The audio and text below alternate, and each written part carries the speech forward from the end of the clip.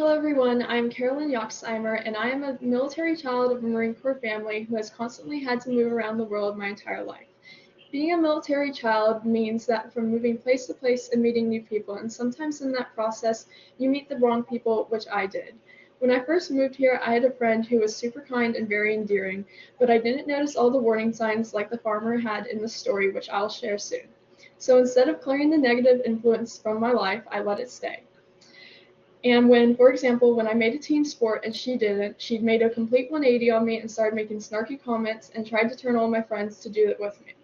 So, when none of them did, I was able to see who truly was my friend and who clearly wasn't.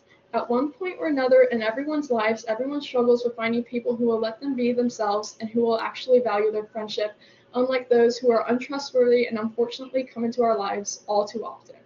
I will share two examples with you all today of choosing the right people and not allowing those who will only do you harm come into your lives permanently or at all.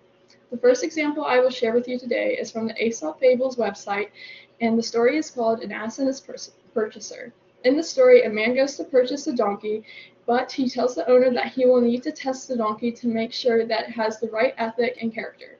When he takes the donkey back to the barn, he places it with other donkeys to see who it will take as a companion.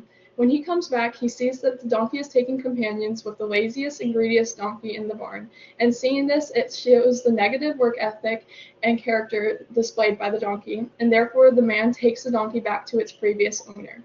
This story portrays that, in quote, a man is known by the company he keeps, end quote, and I will learn that you can see a person for who they truly are, and when you do, you should, and then they'll only bring you harm, that you should let them go for your lives because you deserve someone who is going to care for you truly and put forth the effort.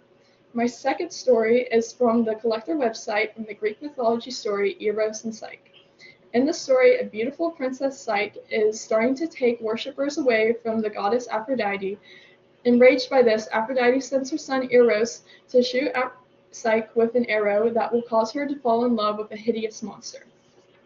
But so enthralled by her beauty, Eros accidentally pokes himself with the arrow instead. Eros and Psyche then get married, and under one condition that she is never allowed to see his face.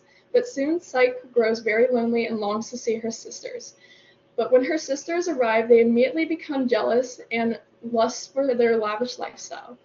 Seeing this, they manipulate and cause her to distrust her husband, and she then exposes his face, and then he flees because of his misplaced trust in her. To win back his love, she has to undergo many excruciating trials set up by Aphrodite. Once completing these trials, only then is his trust replenished in her, and he then pleads to Zeus to grant her immortality. Only then was she able to be reunited with the people who truly trust her and love her, and not those who manipulate and trick her. This story shows the direct result of what happens when negative people come into your life and what you have to do to bring yourself back again from those negative influences.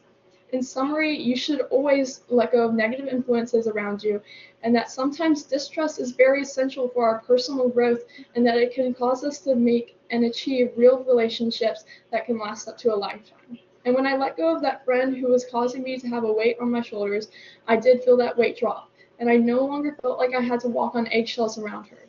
So the moral of these stories is that you need to stay true to yourself and trust your judgment, and not to be afraid to let go of the negative influences in your life, because it will only harm you in the long run. Thank you for listening. Do you have any questions?